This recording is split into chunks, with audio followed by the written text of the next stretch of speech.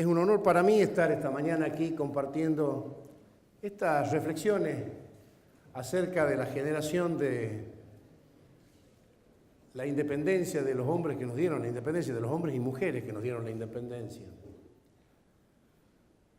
Porque uno de los esfuerzos que hacemos nosotros en el Instituto Belgraniano es precisamente salir de ese esquema de personajes de bronce en donde pareciera que tuvieron un proyecto de resolver el país con un manual y unas instrucciones para ir dando paso por paso, y esto no fue así. En primer lugar, esos hombres que caminaron, que protagonizaron, que fundaron la nacionalidad, nunca jamás imaginaron que iban a ser nombres de plazas, de escuelas y de calles, sino que eran personas que protagonizaron su propio tiempo y asumieron sus propios desafíos y enfrentaron su propia realidad.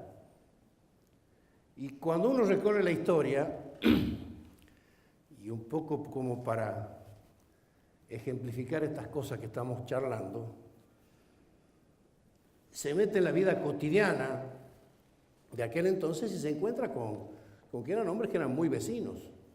Ascuénaga, por ejemplo, presentando una denuncia y reclamando que frente a su casa le presentaba al Cabildo la denuncia, ¿no? Esto antes del Cabildo de 1810, como vecino, presentaba una denuncia en el Cabildo reclamando que tenía a escasos metros de su casa una pulpería que en realidad era un burdel y que terminaban haciendo escándalos a altas horas de la noche.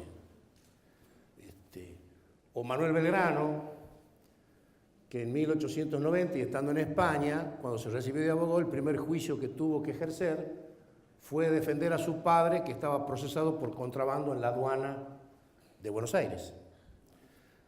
Esta era la vida colonial. Todo lo que no pasaba por el monopolio de la corona con sus representantes locales era contrabando. El general San Martín, por ejemplo, que en España, cuando estuvo en la zona de Cádiz destinado, era famoso porque tenía una amiga en un burdel a la que iba a visitar cotidianamente, y está en todas las biografías, y se han encontrado las cartas que tenía con la Pepa.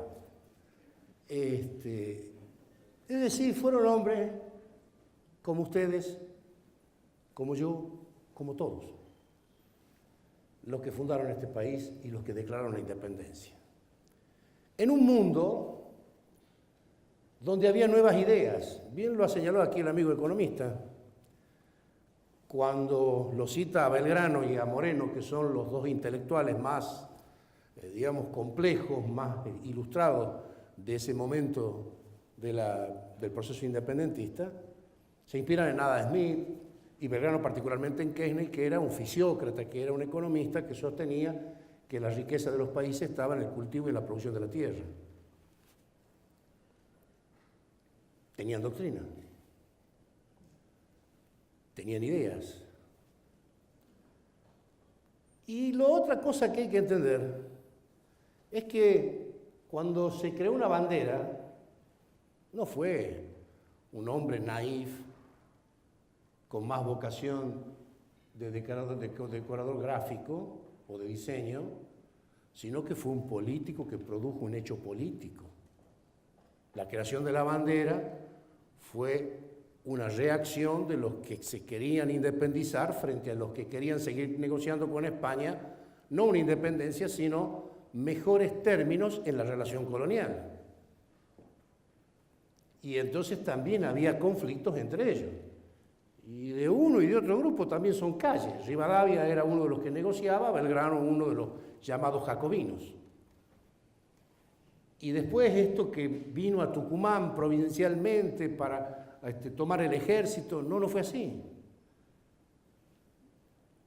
Rivadavia, ante la decisión radicalizada de Belgrano de crear una bandera, mientras él estaba negociando seguir siendo una colonia en mejores condiciones con España, por intermedio de Inglaterra, le molestaba en Rosario, porque es donde había hecho izar la bandera, ¿se acuerdan? El 27 de febrero aquel de 1812, y además se tornaba peligroso porque tenía a su mando 3.000 efectivos, que era la fuerza armada más importante que había en la zona, con lo que estaba en condiciones de en cualquier momento chocar o colisionar con el gobierno en esos conflictos que tenía.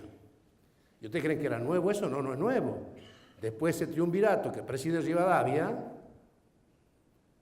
es derrocado en 1812, 6 meses después de que lo desplaza Belgrano, por los granaderos a caballo, cuya primera actuación militar es derrocar el primer triunvirato. Y entonces designan el segundo triunvirato, que es un triunvirato radicalizado ya en la Declaración de la Independencia, y es el que convoca la Asamblea del año 13 y luego se hace la reiteración del Congreso de Tucumán. Sí, sí, fueron políticos, igual que lo de ahora. ¿Ustedes creen que no se acusaban? Sí, también. Claro, seguramente no tenían los canales de televisión, pero puedo mandarles las cartas, por ejemplo, que Saavedra escribía opinando de la moral de Moreno, o Alvear de San Martín, o Pueyrredón respecto de Ascuénaga, o Belgrano respecto de las peleas que tenía con Güemes, de las peleas que tenía, o de Güemes con Bernabé Arao. Es decir, en medio de las contradicciones, también se marchaba en ese proceso, que no fue una guerra de la independencia, como nos han enseñado también. No fue un juego de soldaditos.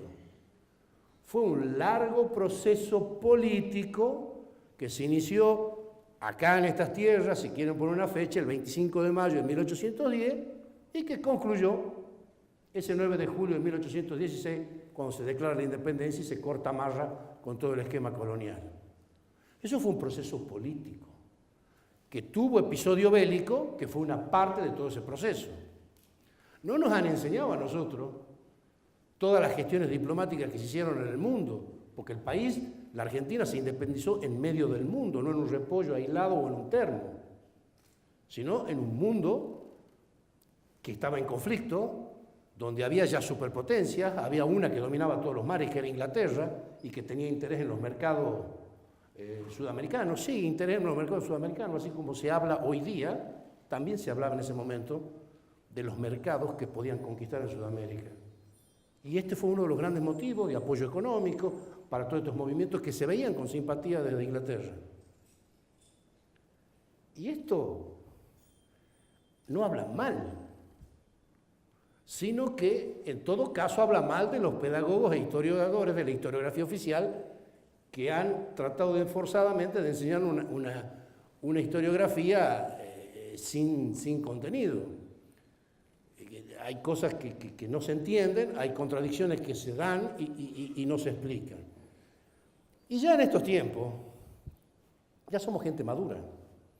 Ya después de 30 años de democracia y todos estos bochinches y todos estos debates que vivimos, que protagonizamos, creo que tenemos la mente suficientemente abierta como para conocer y abordar en profundidad y con realismo lo que ha sido nuestro proceso de independencia. Hace 200 años que lo hemos cumplido de esa declaración que se hizo aquí en la casita de Tucumán. Y siguen insistiendo con que doña Francisca Bazán de Laguna prestó su casa para que se reúna el Congreso. Casi lo queman a León y Pinto, el historiador, cuando encontró los recibos, de que en realidad no le había prestado la casa, sino que la había alquilado y que además se le había pagado todo, inclusive por anticipado. No prestó, alquiló, porque era gente normal y real. No eran gente de una historieta, sino era gente que vivía, que lloraba, que sufría, que tenía necesidades y tenía ambiciones personales e individuales, como todos, en todos los tiempos y en todos los lugares. Esto fue la realidad. O, por ejemplo, que fue un gran negocio para la ciudad de Tucumán que vengan los diputados porque alquilaban las habitaciones que tenían para alquilar los tucumanos. Y ustedes van al Cabildo y ven las distintas manifestaciones donde están renegando porque si se abusan con los precios que están cobrando por la necesidad que había de lugares y habitaciones, como si fuese hoy día. ¿Sí? Esto es lo que hay que entender. Este país nació y se construyó por seres humanos, por personas mucho más parecidas a nosotros que a esas versiones de la estatua. A San Martín se lo comprende más si uno entiende lo que es el mundo, las relaciones y los poderes. Y entonces advierte que se trata de un personaje que no era improvisado, sino que tenía escuela, pero no solamente eso, sino que además tenía una vinculación internacional que lo hacía un tipo extraordinario en aquel momento. Fíjense ustedes un trabajo de Terraño. Le sigue la vida a San Martín en Londres por las publicaciones en los diarios de lo que hacía San Martín. Lo decía el diario, hoy a la mañana se reunió el general San Martín con el ministro Pitt. Hoy se reunió con fulano tal. Es decir, no era cualquier persona, sino que era un personaje importante, influyente. Pero claro, no puede ser amigo de los ingleses ni puede tener esa influencia, no se puede. Yo he escrito un artículo que se llamaba Nuestros enemigos los ingleses, pero no tanto,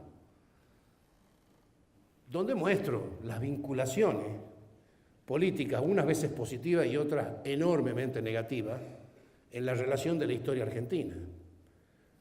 Pero es que no podemos seguir sosteniendo o creyendo que fue una independencia de un repollo aislado, sino que había contactos y vinculaciones.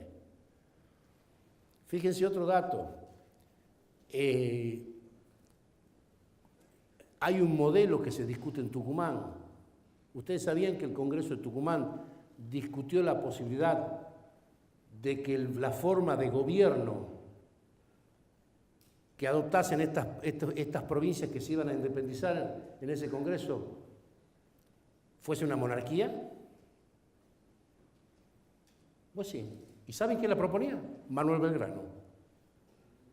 Y con un aditamento especial, que era una monarquía no a la europea, sino una monarquía con un descendiente de los incas.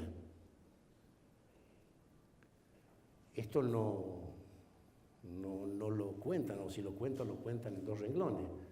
Bueno, esto no significa ni desautorizarlo a Belgrano, ni mucho menos. Era un sentido práctico.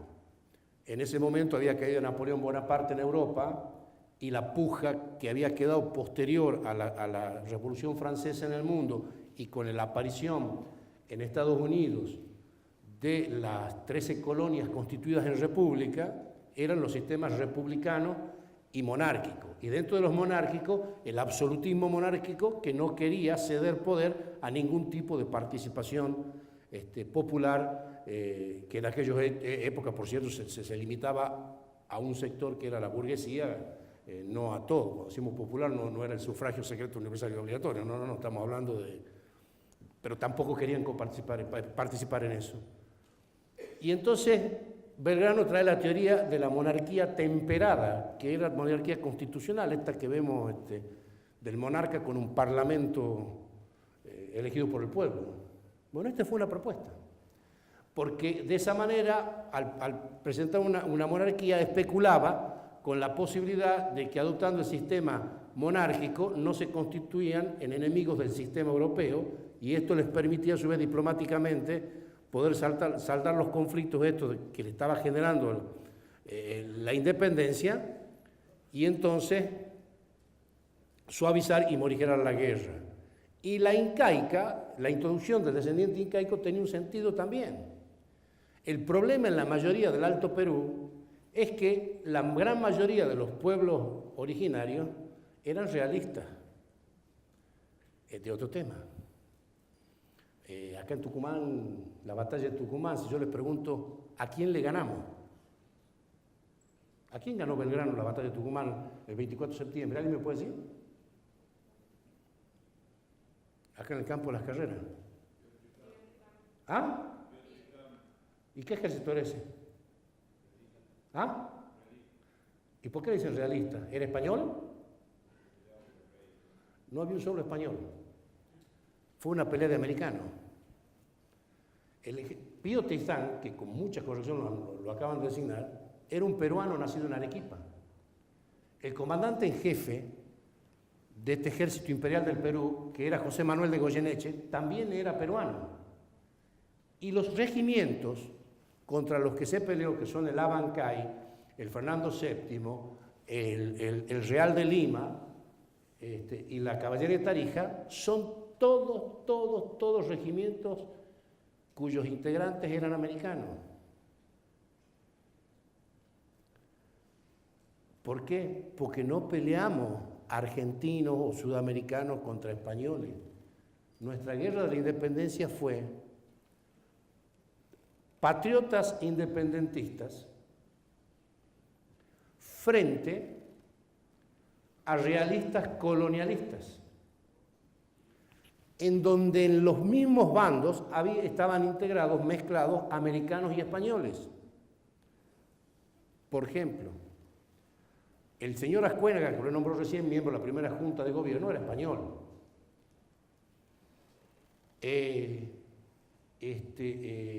Warnes también tenía origen español.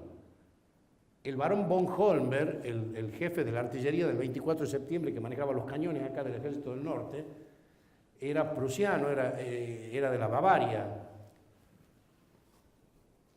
Vieites, el famoso hombre de la jabonería, no era criollo, era español.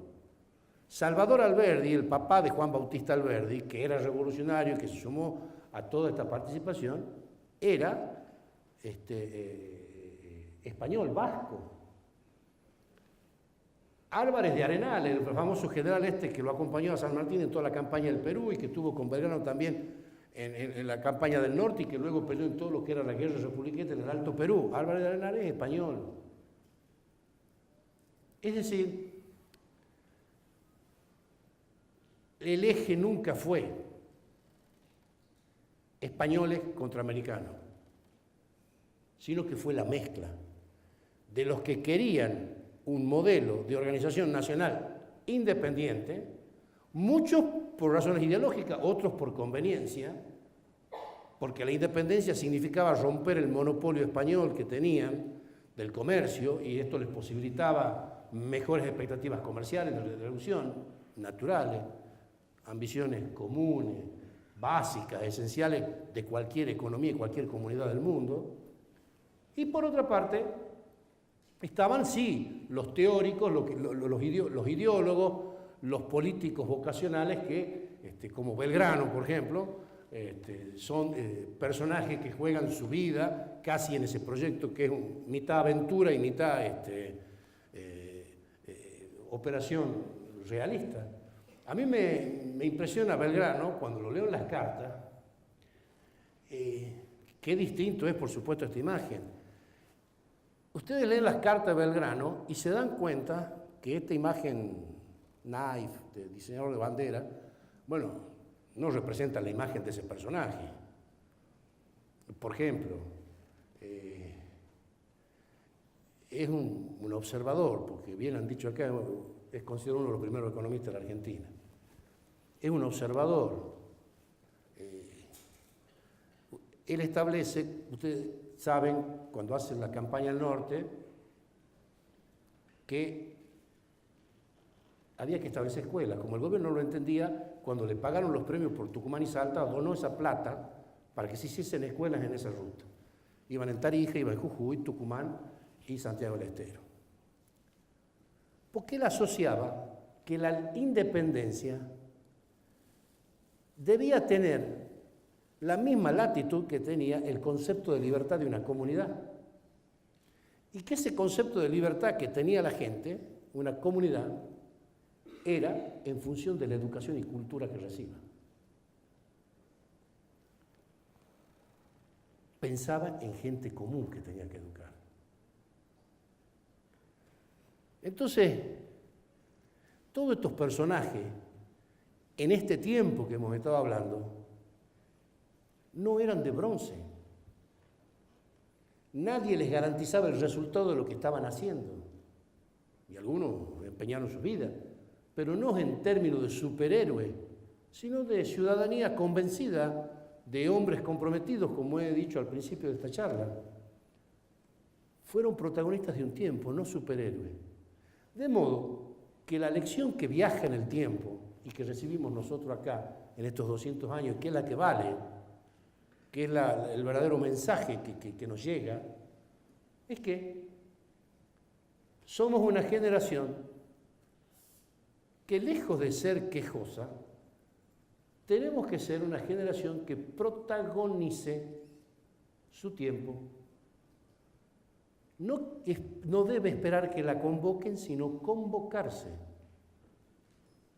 para analizar, discutir e iniciar la más maravillosa aventura que se puede hacer colectivamente en una sociedad, y que es discutir y debatir en conjunto acerca de cuál es el futuro que se quiere y cuál es el objetivo que deben tener las empresas comunes que va a desarrollar esa comunidad durante su tiempo vital.